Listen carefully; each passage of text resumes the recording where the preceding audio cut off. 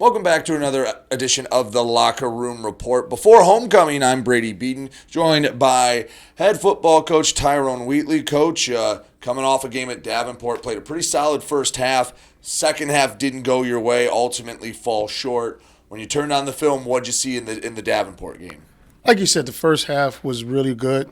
We drove the ball. We came out the first drive and scored, and we started putting some things together, and it went really well. Defense, I mean, we played complimentary football up until the field goal. I think that was our first major debacle where they picked it up and go in for the 2-point. And then from that point on, we were up and down just a little bit, but then, champ goes out, which at that point the team should rally behind the next guy coming in. But they turned the heat up on us just a little bit, and we just didn't match the intensity.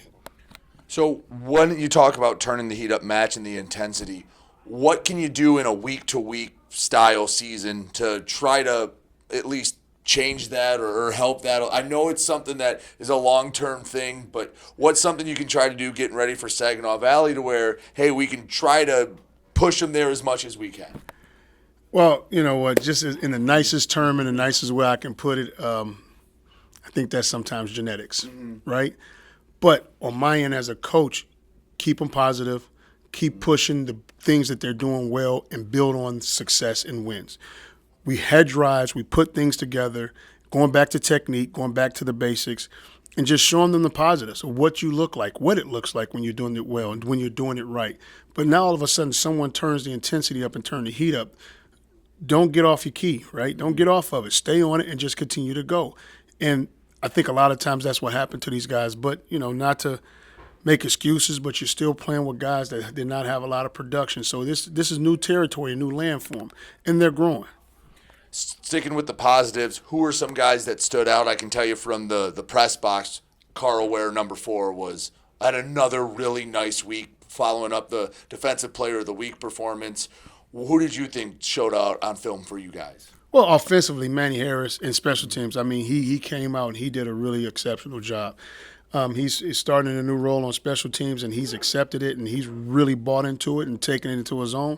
Talk about Champion. Champion started off, and he had a pretty good game. He started off well, hit some passes, and did some things really well. Miles did a great job. Offensive line started blocking really well. Then you go on the defensive side, which you talk about Carl. Carl played exceptional. He played an incredible game. Then you also talk about Brady Beedon. He played great. Defensive line in the first half had a really good game. Mm-hmm. So let's turn our attention to Saginaw Valley. They're feeling pretty good this year. They're 5-2. Their 2 losses have been 1-score losses, and the last one being a 7-point loss to Grand Valley, a game they probably feel they could have had. What is this Saginaw Valley team? Because this was a team last year, went to overtime with up at their place. They seem to they're aiming for the playoffs right now. What have they done that's different than last year? Well, we go back to the word production. It's not so much as what they've done. They returned, right? They returned some players. They returned some key pieces that are now all of a sudden in the place where we were last year. Now they're maturing and they're maturating, right? So what we did was we got some people in here, some new people, and we're trying to get to that point. But to the point of they're playing really good ball. They're playing solid ball. They're playing what we talk about complementary football, all 3 phases, and they're doing a great job of it.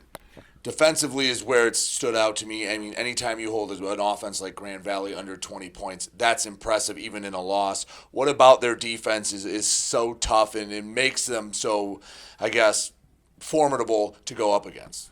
Well, when I say simple, not simple in the fact that it's condescending, but simple, we use the term KISS. We know what that one means, right? But it also plays into their strengths because they do have some incredible athletes. They do have some guys that understand they can pin their ears back and they can go get after it. But when you start trying to do multiple things, it messes with that talent pool and the production. So they keep it simple, and those guys know exactly where to be and exactly what to do, and they get after it. Well, it's kind of like how I described Ferris State's offense. They keep it simple where they say, my athletes are better than yours, stop us. We don't need to have a bunch of complex schemes or strategies. Our guys are just going to go beat yours. Sounds like that's what the Saginaw Valley defense will do. How about the Cardinal offense? Same thing, production. Once again, the production is there. I mean, more so the defense. Whereas offense, there's a groove. You know, there's a timing. There's a connection, right? And those guys have built they built to sync in with each other, right? They're in sync, they're in rhythm, and that's what they're doing, right? And so they're able to make adjustments on the field. And you, like I said, just going back to the Ferris State game where you looked at the defense where they got after each other and they put each other in check. When you watch the Saginaw team offensively, it's almost like they make a mistake and they look over to the sideline and tell the coaches, "Hey, we have this. We got it. We'll take care of it." And that's where you want to get your team to. Last year they didn't have that, but this year they're right on point. They're right in sync with one another, and they have production and they have leaders, and they are able to take care of things on the field. Final question, Coach. Keys to a Wayne State Warrior victory here on homecoming.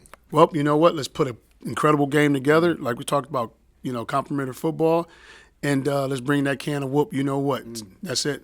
Well, Coach, I appreciate it. Good luck against Saginaw Valley. Thank you very much. He's head coach Tyrone Wheatley. I'm Brady Beedon, and you're listening to Warrior Football right here on WDTK The Patriot.